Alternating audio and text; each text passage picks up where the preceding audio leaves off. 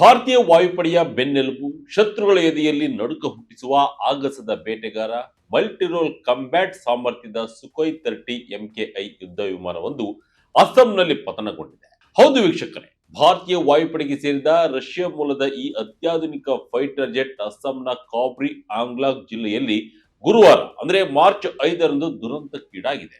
ಜೋರ್ಹತ್ ಏರ್ಬೇಸ್ನಿಂದ ಕೇವಲ 60 ಕಿಲೋಮೀಟರ್ ದೂರದಲ್ಲಿ ಈ ಭೀಕರ ಘಟನೆ ನಡೆದಿದೆ. ತರಬೇತಿ ಹಾರಾಟದಲ್ಲಿದ್ದ ಈ ಬೃಹತ್ ವಿಮಾನ ದಿಢೀರನೆ ರಾಡರ್ ಸಂಪರ್ಕ ಕಳೆದುಕೊಂಡು ನೆಲಕ್ಕಪ್ಪಳಿಸಿದೆ. ವಿಮಾನದಲ್ಲಿದ್ದ ಇಬ್ಬರು ಪೈಲಟ್ಗಳ ಪರಿಸ್ಥಿತಿ ಏನಾಗಿದೆ ಎಂಬುದು ಇನ್ನೂ ನಿಗೂಢವಾಗಿದೆ. ಸ್ಥಳೀಯರು ಭಾರೀ ಸ್ಫೋಟದ ಸದ್ದು ಕೇಳಿದ್ದೇವೆ ಮತ್ತು ದಟ್ಟವಾದ ಹೊಗೆಯನ್ನ ನೋಡಿದ್ದೇವೆ ಎಂದು ಹೇಳಿದ್ದಾರೆ. ಅಷ್ಟಕ್ಕೂ ಅಸ್ಸಾಂನ ಈ ಗುಡ್ಡಗಾಡು ಪ್ರದೇಶದಲ್ಲಿ ಆಗಿದ್ದೇನು? ವಿಶ್ವದ ಅತ್ಯಂತ ಶಕ್ತಿಶಾಲಿ ಫೈಟರ್ ಜೆಟ್ಗಳಲ್ಲಿ ಒಂದಾದ ಸುಖೋಯ್ 30 ಪತನವಾಗಲು ಕಾರಣವೇನು?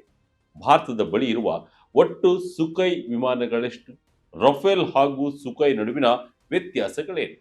ಬನ್ನಿ ಈ ವಿಡಿಯೋದಲ್ಲಿ ಈ ಎಲ್ಲದರ ಬಗ್ಗೆಯೂ ಡೀಟೇಲ್ ಆಗಿ ನೋಡೋಣ. ಭಾರತದ ಹೆಮ್ಮೆಯ ಸುಖೋಯ್ ಫೈಟರ್ ಪತನ. ರಾಡರ್ನಿಂದ ದಿಢೀರ್ ನಾಪತ್ತೆ, ಬಳಿಕ ಕ್ರಾಶ್.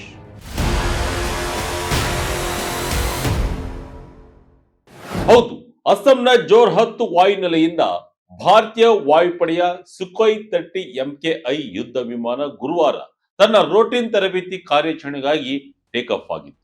ಆರಂಭದಲ್ಲಿ ಎಲ್ಲವೂ ಸಹಜವಾಗಿಯೇ ಇತ್ತು. ಇಬ್ಬರು ನುರಿತ ಪೈಲಟ್ಗಳು ಫೈಟರ್ ಜೆಟ್ ಅನ್ನ ಮುನ್ನಡೆಸ್ತಾ ಇದ್ರು. ಆದರೆ ರಾತ್ರಿ ಸುಮಾರು 7:42ರ ಸುಮಾರಿಗೆ ಏರ್ಬೇಸ್ ಜೊತೆಗಿನ ಕಮ್ಯುನಿಕೇಶನ್ ಏಕಾಏಕಿ ಕಟ್ ಆಗಿದೆ. ರಾಡರ್ನಿಂದ ಈ ಬೃಹತ್ ಫೈಟರ್ ಜೆಟ್ ಕಣ್ಮರೆಯಾಗಿದೆ. ಅಧಿಕಾರಿಗಳು ಸಂಪರ್ಕ ಸಾಧಿಸಲು ಎಷ್ಟೇ ಪ್ರಯತ್ನ ಪಟ್ಟರೂ ಯಾವುದೇ ಪ್ರತಿಕ್ರಿಯೆ ಬರಲಿಲ್ಲ. ಆ ಬೆನ್ನಲ್ಲೇ ಕಾರ್ಬಿ ಆಂಗ್ಲಾಂಗ್ ಪ್ರದೇಶದ ಸ್ಥಳೀಯರು ಆಕಾಶದಲ್ಲಿ ಭಾರೀ ಸ್ಫೋಟದ ಸದ್ದು ಕೇಳಿದ್ದಾಗಿ ಮತ್ತು ದಟ್ಟವಾದ ಹೊಗೆ ಆವರಿಸಿದ್ದಾಗಿ ವರದಿ ಮಾಡಿದರು. ತಕ್ಷಣವೇ ಎಚ್ಚೆತ್ತ ವಾಯುಪಡೆ ವಿಮಾನ ಪತನಗೊಂಡಿರುವುದನ್ನ ಖಚಿತಪಡಿಸಿತು. ಫೈಟರ್ನಲ್ಲಿದ್ದ ಪೈಲಟ್ಗಳ ಸ್ಥಿತಿ ಏನಾಗಿದೆ? ದಟ್ಟ ಕಾಡಿನಲ್ಲಿ ಮುಂದುವರೆದ ಶೋಧ. ಸುಖೋಯ್ 30 ಎಂಕೆಐ ವಿಮಾನವು ಟ್ವಿನ್ ಸೀಟ್ ಅಂದರೆ ಇಬ್ಬರು ಕೂರುವ ವ್ಯವಸ್ಥೆ ಹೊಂದಿರುವ ಫೈಟರ್ ಜೆಟ್ ಆಗಿದೆ. ಇದರಲ್ಲಿ ಒಬ್ಬರು ಪೈಲಟ್ ಮತ್ತು ಇನ್ನೊಬ್ಬರು ವೆಪನ್ ಸಿಸ್ಟಮ್ ಆಫೀಸರ್ ಇರ್ತಾರೆ. ಘಟನೆ ನಡೆದಾಗ ಇಬ್ಬರು ವಿಮಾನದಲ್ಲಿದ್ದರು. ಆದರೆ ಸದ್ಯಕ್ಕೆ ಫೈಟರ್ ಜೆಟ್ ನಲ್ಲಿ ಯಾರಿದ್ದರು ಎಂಬುದನ್ನು ಭಾರತೀಯ ವಾಯುಪಡೆ ಅಧಿಕೃತವಾಗಿ ಬಿಡುಗಡೆ ಮಾಡಿಲ್ಲ. ರಾತ್ರಿ 7:42ಕ್ಕೆ ಸಂಪರ್ಕ ಕಡಿದುಕೊಂಡ ನಂತರ ಅವರಿಂದ ಯಾವುದೇ ಮೆಸೇಜ್ ಕೂಡ ಬಂದಿಲ್ಲ. ವಿಮಾನ ಪತನಗೊಂಡ ಕಾರ್ಬಿ ಆಂಗ್ಲಾಂಗ್ ಪ್ರದೇಶವು ಅತ್ಯಂತ ದುರ್ಗಮವಾದ ಗುಡ್ಡಗಾಡುಗಳಿಂದ ಕೂಡಿದ ಪ್ರದೇಶವಾಗಿದೆ. ಹೀಗಾಗಿ ವಾಯುಪಡೆಯು ನೆಲದ ಮೇಲೆ ಮತ್ತು ಆಕಾಶದಿಂದಲೂ ತೀವ್ರವಾದ ಶೋಧ ಮತ್ತು ರಕ್ಷಣಾ ಕಾರ್ಯಾಚರಣೆಯನ್ನ ನಡೆಸುತ್ತಿದೆ. ಪೈಲಟ್ಗಳು ಸೇಫ್ ಆಗಿ ಎಜೆಕ್ಟ್ ಆಗಿದ್ದಾರಾ ಅಥವಾ ದುರಂತದಲ್ಲಿ ಪ್ರಾಣ ಕಳೆದುಕೊಂಡಿದ್ದಾರೆ ಎಂಬ ಬಗ್ಗೆ ಇನ್ನೂ ಯಾವುದೇ ಅಧಿಕೃತ ಮಾಹಿತಿ ಕೂಡ ಲಭ್ಯವಾಗಿಲ್ಲ. ಏನಿದು ಸುಖೋಯ್ 30 ಎಂಕೆಐ?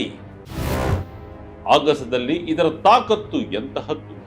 ರಷ್ಯಾದ ಪ್ರಸಿದ್ಧ ಏರ್ ಸ್ಪೇಸ್ ಕಂಪನಿ ಸುಖೋಯ್ ಈಗ ಸುಖೋಯ್ 30 ಎಂಕೆಐ ಫೈಟರ್ ಜೆಟ್ ಅನ್ನ ಅಭಿವೃದ್ಧಿಪಡಿಸಿದೆ. ಭಾರತೀಯ ವಾಯುಪಡೆಗಾಗಿಯೇ ವಿಶೇಷವಾಗಿ ಕಸ್ಟಮೈಸ್ ಮಾಡಲಾದ twin engine multi role long range air superiority fighter jet ಇದಾಗಿದೆ. ಪ್ರಸ್ತುತ ಇದನ್ನ ಭಾರತದಲ್ಲಿಯೇ HAL ಲೈಸೆನ್ಸ್ ಅಡಿಯಲ್ಲಿ ತಯಾರಿಸುತ್ತಿದೆ. ಇದು 21.9 ಮೀಟರ್ ಉದ್ದ, 14.7 ಮೀಟರ್ ರೆಕ್ಕೆಗಳ ಅಗಲ ಮತ್ತು 6.4 ಮೀಟರ್ ಎತ್ತರವನ್ನು ಹೊಂದಿದೆ. ಗರಿಷ್ಠ 38,800 ಕೆಜಿ ತೂಕದೊಂದಿಗೆ ಟೇಕ್ ಆಫ್ ಆಗುವ ಸಾಮರ್ಥ್ಯ ಇದರಲ್ಲಿದೆ. ಇದರ ವೇಗ ಕೇಳಿದ್ರೆ ನೀವು ದಂಗಾಗ್ತೀರಿ. ಎತ್ತರದ ಪ್ರದೇಶದಲ್ಲಿ ಇದರ ಮ್ಯಾಕ್ 2 ಅಂದ್ರೆ ಗಂಟೆಗೆ ಬರೋಬ್ಬರಿ 21,121 ಕಿಲೋಮೀಟರ್ ವೇಗದಲ್ಲಿ ಹಾರಬಲ್ಲದು. ಕಡಿಮೆ ಎತ್ತರದಲ್ಲಿ ಗಂಟೆಗೆ 1,350 ಕಿಲೋಮೀಟರ್ ವೇಗದಲ್ಲಿ ಸಾಗುತ್ತದೆ. ಕಾಂಬ್ಯಾಟ್ ರೇಂಜ್ 3,000 ಕಿಲೋಮೀಟರ್ ಆಗಿದ್ದರೆ ಆಗಸದಲ್ಲೇ ಇಂಧನ ತುಂಬಿಸಿಕೊಂಡರೆ 8,000 ಕಿಲೋಮೀಟರ್ ವರೆಗೆ ಹಾರುವ ಸಾಮರ್ಥ್ಯವನ್ನು ಹೊಂದಿದೆ. ಗರಿಷ್ಠ 17,300 ಮೀಟರ್ ಎತ್ತರದವರೆಗೆ ಹಾರಬಲ್ಲದು ಹಾಗೂ ಪ್ರತಿ ಸೆಕೆಂಡ್ಗೆ 230ರಿಂದ 300 ಮೀಟರ್ ಮೇಲೇರುವ ಶಕ್ತಿಯನ್ನ ಹೊಂದಿದೆ. ಒಂದೇ ಸಲಕ್ಕೆ 15 ಟಾರ್ಗೆಟ್ ಟ್ರ್ಯಾಕ್. ಇದರ ಅತಿದೊಡ್ಡ ಪ್ಲಸ್ ಪಾಯಿಂಟ್ ಎಂದರೆ ಇದರ super manoeuvrability, canard delta wing design, fly by wire controls ಮತ್ತು ಶಕ್ತಿಶಾಲಿ AL-31FC ಥಸ್ಟ್ ವೆಕ್ಟರಿಂಗ್ ಇಂಜಿನ್ಗಳಿಂದಾಗಿ ಇದು ಆಗಸದಲ್ಲಿ ಪುಗವೆ ಸ್ಕೋಪ್ರದಂತಹ ಅತ್ಯಂತ ಕಠಿಣ ಮ್ಯಾನ್ಯೂರ್ಗಳನ್ನ ಲೀಲಾಜಲವಾಗಿ ಮಾಡಬಲ್ಲ. ಇದರಲ್ಲಿ ಏನಿದೆ ಶಸ್ತ್ರಾಸ್ತ್ರ ಅಂತೀರಾ? 12ರಿಂದ 14 ಹಾರ್ಡ್ ಪಾಯಿಂಟ್ ಗಳಿದ್ದು 8,000 kg ಪೆಲೋಡ್ ಅನ್ನ ಹೊರಬಲ್ಲ. Air to air 27 R-73 R-77 ಮಿಸೈಲ್ಗಳು, ಅಸ್ತ್ರ ಕ್ಷಿಪಣಿಗಳು, ಗಾಳಿಯಿಂದ ನೆಲಕ್ಕೆ ಹೊಡೆಯುವ ಬ್ರಹ್ಮೋಸ್ KH-31 ಸ್ಪೈಸ್ ಬಾಂಬ್ಗಳು, ಕ್ರಿಸ್ಟಲ್ ಮೇಜ್ ಮಾತ್ರವಲ್ಲದೆ 30mm JSH-31 ಫಿರಂಗಿಗಳನ್ನ ಇದು ಹೊಂದಿದೆ. ಇದರಲ್ಲಿರುವ ವಿಶೇಷ PESA ರಾಡರ್ ಮೂಲಕ ಒಂದೇ ಬಾರಿಗೆ 15 ಟಾರ್ಗೆಟ್ ಗಳನ್ನ ಟ್ರ್ಯಾಕ್ ಮಾಡಿ 14 ಟಾರ್ಗೆಟ್ ಗಳನ್ನ ಏಕಕಾಲದಲ್ಲೇ ದಾಳಿ ಮಾಡಬಲ್ಲದು. ಭಾರತದ ಬಳಿ ಎಷ್ಟಿದೆ ಸುಖೋಯ್ ವಿಮಾನ? ಫೈಟರ್ನ ಕ್ರಾಶ್ ಹಿಸ್ಟರಿ ಏನ್ ಹೇಳುತ್ತೆ? ಇನ್ನು 2026ರ ಆರಂಭದ ಲೆಕ್ಕಾಚಾರದ ಪ್ರಕಾರ ಭಾರತೀಯ ವಾಯುಪಡೆಯು ಸುಮಾರು 260 ಸುಖೋಯ್ 30 MKI ಫೈಟರ್ ಜೆಟ್ ಗಳನ್ನ ಆಪರೇಟ್ ಮಾಡುತ್ತಿದೆ.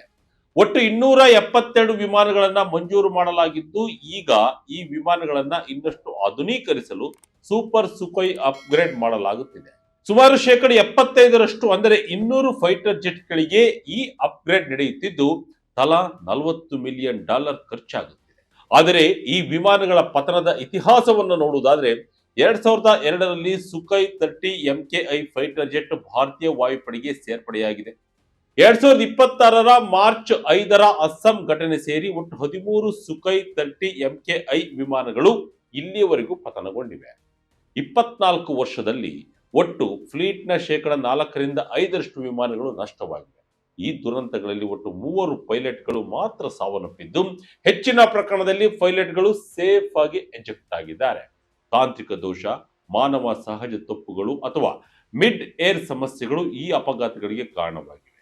ಈ ಅಸ್ಸಾಂನಲ್ಲಿ ನಡೆದಿರುವ ಫೈಟರ್ ಜೆಟ್ ಕ್ರಾಶ್ನಲ್ಲಿ ಪೈಲಟ್ಗಳ ಸಾವು ನೋವಿನ ಬಗ್ಗೆ ಸದ್ಯಕ್ಕೆ ವರದಿಯಾಗಿಲ್ಲ. ಮಿಗ್ ಮಿರಾಜ್ಗಿಂತ ಬೆಟರ್ ಸುಖೋಯ್.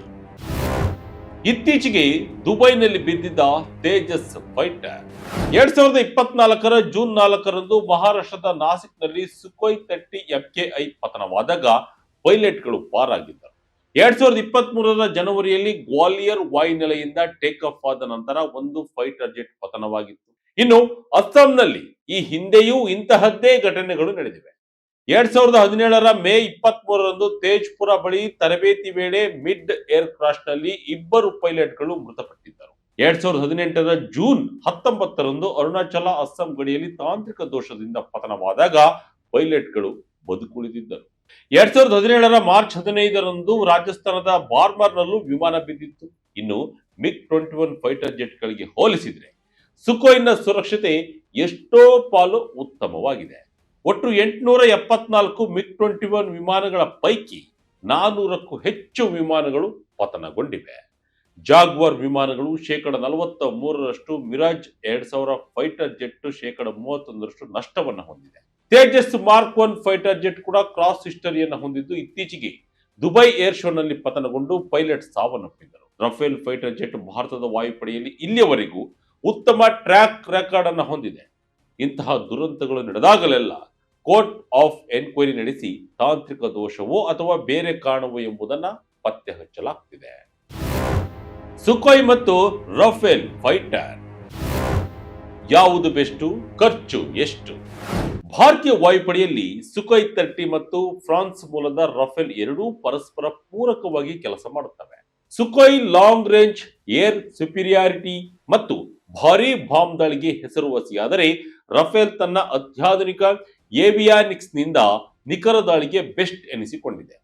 ಸುಖೋಯ್ನಲ್ಲಿ ಥರ್ಸ್ಟ್ ವೆಕ್ಟರಿಂಗ್ ಮತ್ತು 8000 ಕಿಲೋಮೀಟರ್ ರೇಂಜ್ ಇದ್ದರೆ, ರಫೇಲ್ ಸ್ಟೆಲ್ತ್ ಸೆನ್ಸಾರ್ ಫ್ಯೂಷನ್ ಮತ್ತು ಎಲೆಕ್ಟ್ರಾನಿಕ್ ವಾರ್ಫೇರ್ ನಲ್ಲಿ ಮುಂದಿದೆ.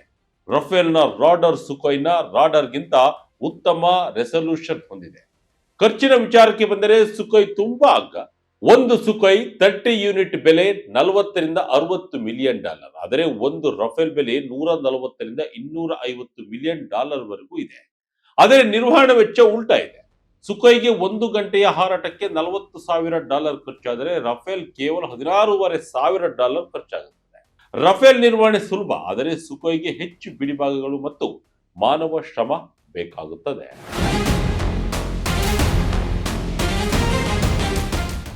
ಒಟ್ಟಿನಲ್ಲಿ ಅಸ್ಸಾಂನ ಕಾಬ್ರಿ ಆಂಗ್ಲಾಂಗ್ನಲ್ಲಿ ನಡೆದ ಈ ಸುಖೋಯ್ 30 ಪತನವು ವಾಯುಪಡೆಗೆ ದೊಡ್ಡ ನಷ್ಟ ಉಂಟಾಗಿದೆ. ರೊಟೀನ್ ತರಬೇತಿಯಲ್ಲಿದ್ದ ವಿಮಾನದಲ್ಲಿ ಏಕಾಏಕಿ ಸ್ಫೋಟವಾಗಲು ಕಾರಣವೇನು ಅನ್ನೋದು ನಿಗೂಢವಾಗಿದೆ. ಪೈಲಟ್ಗಳಿಗಾಗಿ ರಕ್ಷಣೆ ಹಾಗೂ ಶೋಧ ಕಾರ್ಯಾಚರಣೆ ನಡೆಯುತ್ತಿದೆ.